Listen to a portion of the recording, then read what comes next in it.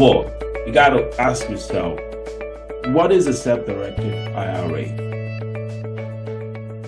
A self-directed IRA, or SDIRA. That's an acronym usually that is used for self-directed IRA.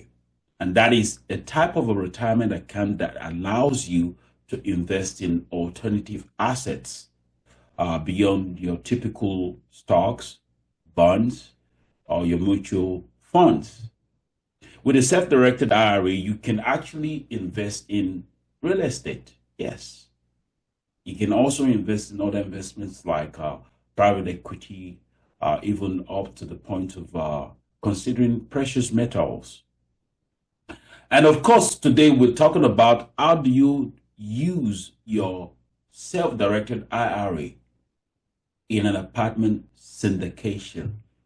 By now, you already know I'm big on apartment syndication, and we want to see how we could use a self-directed IRA in an apartment investment.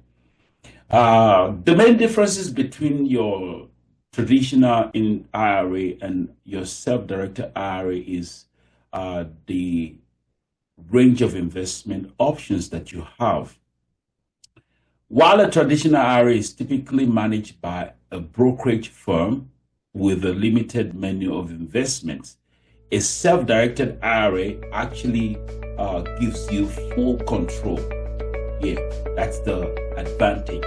Self-directed, which means you got to self-direct it into an investment.